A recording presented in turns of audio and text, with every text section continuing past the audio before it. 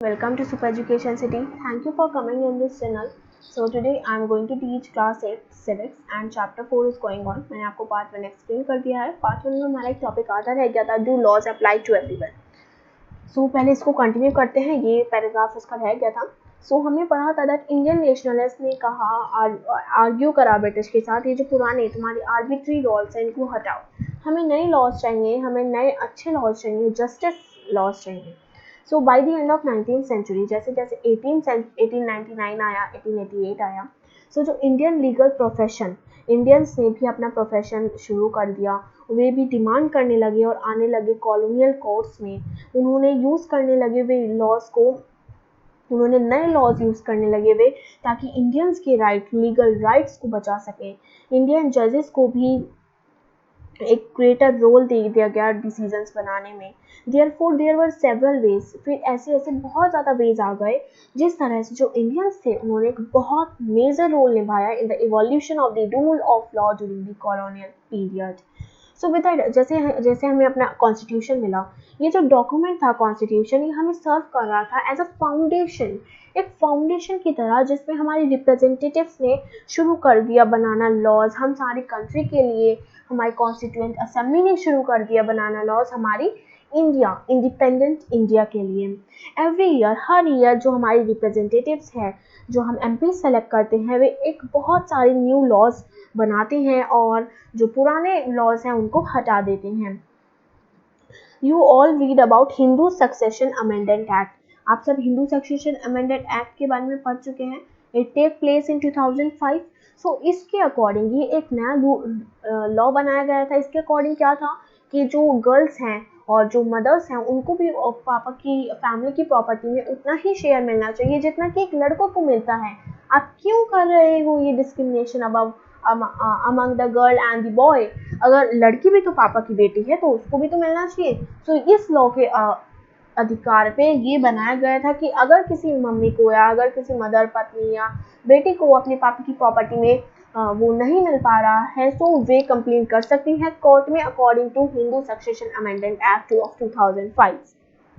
सो इसी तरह नए नए लॉज बनाए गए, नए नए लॉज आते गए पॉपुलेशन को कंट्रोल करने के लिए और लोगों की टेक्नोलॉजीज़ के साथ चलने के लिए, प्रोवाइड करने के लिए एम्प्लॉयमेंट्स को, एक्सेट्रास को. सो अब how do people come to think and purpose that new law is necessary. So इसकी एक हेडिंग है, अभी नेक्स्ट हेडिंग देखिए, how do new laws come about. ये न्यू लॉज कैसे आते हैं, इसमें हम इसके बारे में पढ़ेंगे. But before that I will want to teach you this paragraph. So let's see. The word arbitrary, ये जो वर्ड यूज हुआ है यहाँ पे, इसका मतलब क्या है स्टूडेंट्स? ये जो वर्ड है, ये सेम वर्ड आपका यूज हुआ था चैप्टर फर्स्ट में भी. चैप्टर फर्स्ट की ग्लोसरी में इसके बारे में दिया गया है. इस वर्ड का मतलब है कि बिना किसी रीजन के, बस जब मन करे, कुछ फिक्स नहीं है, जब मन करे जब वो कर दो, जब मन करे जब वो कर दो, इसका मतलब ये है. सो अब आगे बढ़ते हैं. एक रीज़न बताइए क्यों आपको लगता है कि जो सेडिटेशन एक्ट था 1870 का, वो आर्बिट्ररी था. वो आर्बिट्ररी इसलिए था क्योंकि जब ब्रिटिश का मन करता था वे किसी को अरेस्ट कर लेते थे, जब ब्रिटिश का मन नहीं करता था वे उसको छोड़ देते थे. अब आपको एक और क्वेश्चन दिया हुआ है, किस वेज में, in what ways does the sedition act of 1870 contradict the rule of law. किस तरह से जो सेडिटेशन एक्ट है 1870 का, वो रूल ऑफ लॉ को नहीं मान रहा था. अब तो रूल ऑफ लॉ तो अब बनाया, पर इन्होंने पास्ट को प्रेजेंट से रिलेट कर दिया है. वो ऐसे नहीं मान रहा था क्योंकि सेडिटेशन लॉ, जो रूल ऑफ लॉ में कहा गया है कि कोई भी लॉ के ऊपर नहीं है, बट जो ब्रिटिश थे वे सेडिटेशन एक्ट के अकॉर्डिंग उसके हिसाब से किसी को भी अब्बे गुनाह ही गिरफ्तार कर लेते थे. और लॉ में ये साफ साफ लिखा हुआ है, बोल्ड लेटर्स में लिखा हुआ है that no one can arrest anyone without any proof, बिना किसी प्रूफ के आप किसी को अरेस्ट नहीं कर सकते हो, बिना किसी सबूत के, बिना किसी बयान के आप किसी को जेल में नहीं डाल सकते हो. ये साफ साफ लिखा गया है, इसलिए ये रूल ऑफ लॉ को कॉन्ट्राडिक्ट कर रहा था. So let's come to the new heading, that name is how do new laws come about. ये नए लॉज कैसे आते हैं? जो पार्लियामेंट है उसका एक बहुत इंपॉर्टेंट रोल है रूल में लॉज को बनाने का. So there are many ways, बहुत सारे वेज हैं जिस तरह से ये जो लॉ हैं ये आते हैं. और फिर different groups of society that need for a particular law. फिर जैसे लॉ बनाया कोई, सो उसमें हाथ उठेंगे कि किसको ये लॉ ज़्यादा बेटर लग रहा है, ये लॉ आना चाहिए नहीं आना चाहिए। सो अगर मेजॉरिटी में हाथ उठ रहे हैं तो ये लॉ आ जाती हैं। An important role of parliament, एक सबसे इम्पॉर्टेंट रोल पार्लियामेंट का क्या है कि उन्हें ये भी देखना पड़ता है कि इस लॉ से पीपल्स को कोई प्रॉब्लम तो नहीं आएगी। सो हम एक स्टोरी पढ़ेंगे अंडरस्टैंड करने के लिए कि कैसे एक डोमेस्टिक वायलेंस ने अटेंशन ली। डोमेस्टिक वायलेंस हुआ था एक बार, तो पार्लियामेंट ने उसको अटेंशन ली, उसने पार्लियामेंट की और process adopted for this issue to become a law, और इस प्रोसेस की वजह से एक नया लॉ बना था। सो देखते हैं। ओके, डोमेस्टिक एक यहाँ पे है, ये आपकी स्टोरी आप भी देख लीजिए, यहाँ पे ये लिखी हुई है डोमेस्टिक वायलेंस। ये स्टोरी का थोड़ा सा आपका इंट्रोडक्शन है, ये स्टोरी आपकी यहाँ पे है। ओके, तो मैं बता देती हूँ इंट्रोडक्शन।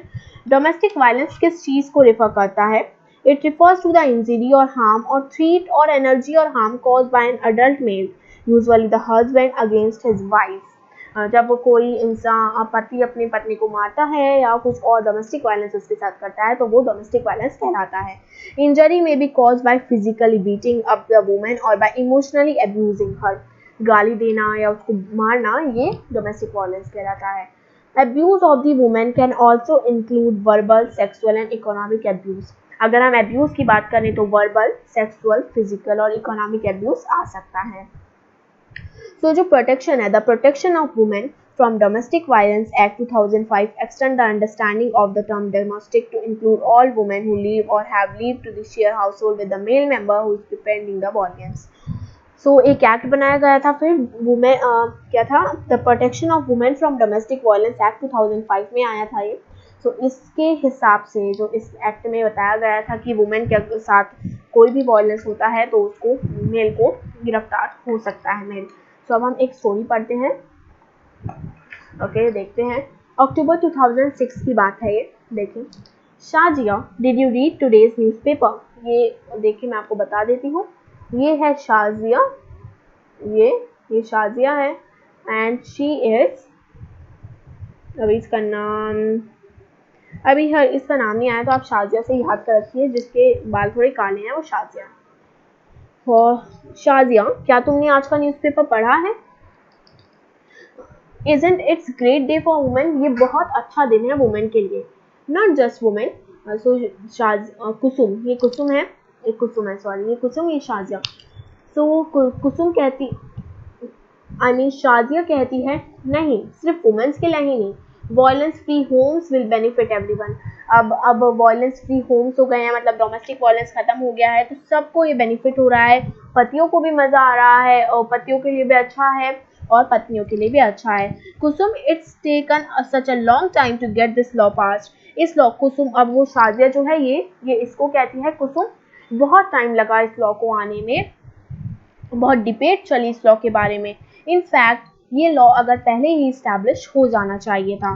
सो अब देखिए यहाँ क्या लिखा है, कुसुम और शाजिया वर्क करते हैं वुमेन ऑर्गेनाइजेशन के लिए, ये दोनों वुमेन ऑर्गेनाइजेशन के लिए वर्क करते हैं और उन्हें अपनी जर्नी रिमेंबर आ रही है, वे अपनी जर्नी को याद कर रहे हैं कि कैसे उन्होंने ये जो लॉ बनाया था protection of women from domestic violence act, कितनी मेहनत से पास हुआ।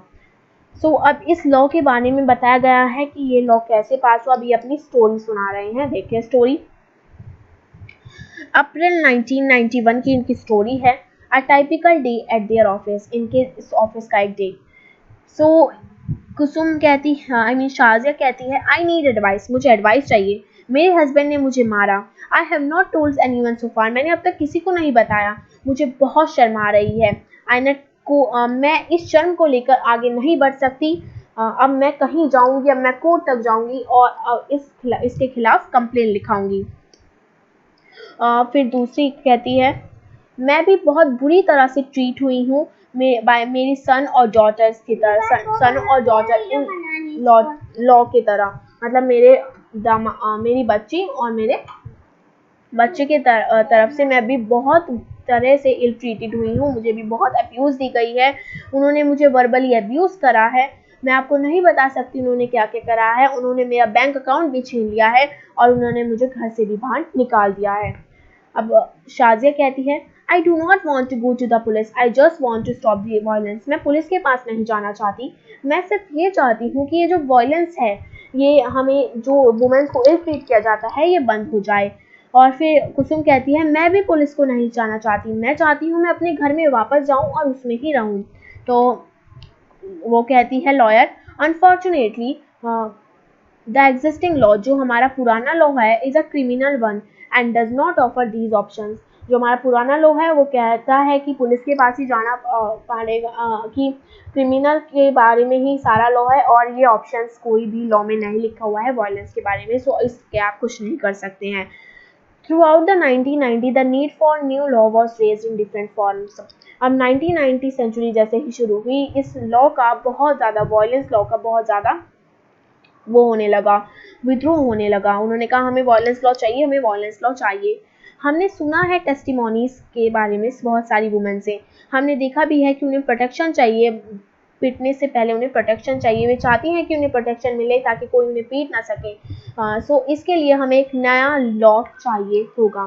फिर 1990 में लॉयर्स ने कलेक्टिव, मतलब बहुत सारे ग्रुप ऑफ लॉयर्स ने, लॉ स्टूडेंट्स ने और एक्टिविस्ट ने और मीडिया ने एक धरना उठा लिया और उन्होंने कहा कि हमें लॉ चाहिए। तो सब लोगों ने वो बनाने लगे, सब पेपर्स पे कार्ड सब लोग बनाने लगे, डिफरेंट ऑर्गेनाइजेशंस पे मीटिंग होने लगी, वुमेन के मूवमेंट के बारे में बात होने लगी। तो गवर्नमेंट को जल्दी ही पार्लियामेंट को लॉ नया इंट्रोड्यूस करना होगा। फिर फाइनली एक बिल इंट्रोड्यूस हुआ पार्लियामेंट में 2002 में, बट द बिल वो has none of what we have been suggesting, but उस बिल में वो कुछ भी नहीं था जो लोग चाहते थे। We must oppose the bill in is present form. लोगों ने कहा हमें इस बिल का विद्रोह करना पड़ेगा। Let's have a press conference. एक ने कहा हम प्रेस कॉन्फ्रेंस बनाते हैं और बात करते हैं, क्योंकि लॉ में वे चाहते थे कि ये बंद हो जाए, डोमेस्टिक वायलेंस बंद हो जाए, औरतों को भी इतना सम्मान मिले, बट ये इस न्यू बिल में कुछ भी नहीं था। बहुत सारी women organisation, national commission for women, उन्होंने पार्लियामेंट्री स्टैंडिंग कमिटीज़ बनाई इसके लिए। एसटी मेंबर्स पार्लियामेंट, हमें नया लॉ चाहिए ताकि हमें अपने बच्चों की कस्टडी मिले अगर हम डिवोर्स हो, हमें मारा पीटा ना जाए, हमें हमारे घर से बाहर ना निकाला जाए। फिर एक प्रेस कॉन्फ्रेंस, तो ये लॉ इन दिसंबर 2002, फिर दिसंबर 2002 में एक स्टैंडिंग कमेटी को सबमिट किया गया राज्यसभा को, और दीज वर आल्सो टेबल्ड इन लोकसभा को भी एक पत्र लिखा गया। जो कमेटी थी वे रिपोर्ट कर रही थी कि हमें डिमांड चाहिए वुमेन्स ग्रुप को, हमें न्यू बिल चाहिए, बट ये न्यू बिल नहीं चाहिए जो आपने अभी हमें दिया है, हमें एक और न्यू बिल चाहिए। और सच्ची में वो न्यू बिल इंट्रोड्यूस हो गया, पार्लियामेंट ने करा वो 2005 में। जब ये बिल पास हुआ दोनों हाउसेस से पार्लियामेंट में, तो प्रेसिडेंट को भेजा गया उनकी एडवाइस के लिए, और फिर प्रेसिडेंट ने भी पास कर दिया, और फिर 2006 में ये हमारे इफेक्ट में आ गया। सो एट अ प्रेस कॉन्फ्रेंस, एक प्रेस कॉन्फ्रेंस में अक्टूबर 2006 में एक प्रेस कॉन्फ्रेंस हुई। What is this new law? एक ने पूछा न्यू लॉ क्या है? तो एक ने बताया कि ये जो न्यू लॉ है ये हम लोगों को वायलेंस फ्री करेगा, हमें घर मिलेगा, हमें हमारे बच्चे घरों से बाहर नहीं निकाल सकते हैं। ये एक सिविल लॉ है जिससे हमें रिलीफ मिलेगा, वाइफ्स को, मदर्स को, डॉटर्स को वायलेंस से। सो ये बात ऐसी ही चलती रही, और एक और अभी प्रेस कॉन्फ्रेंस चल ही रही थी। प्रेस कॉन्फ्रेंस में फिर बात की गई अब राइट टू वुमेन, वुमेन्स को राइट मिलेगा, सब लोग सब कुछ कर सकते हैं, ये इसलिए बहुत इंपॉर्टेंट लॉ है।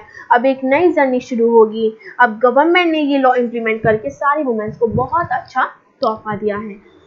सो इस स्टोरी में यही था कि कितनी मेहनत से एक नया लॉ आया, ताकि अब इस लॉ के अंदर क्या है बच्चों, देखिए इसमें सिंपल है कि आप किसी भी, अगर कोई जेंट्स किसी लेडी को मारता है या लेडी के साथ अब्यूज करता है, डोमेस्टिक वायलेंस करता है, तो उसको पनिश किया जाएगा फॉर डूइंग दिस, उसको इस चीज़ के लिए बहुत ज़्यादा पनिश किया जाएगा।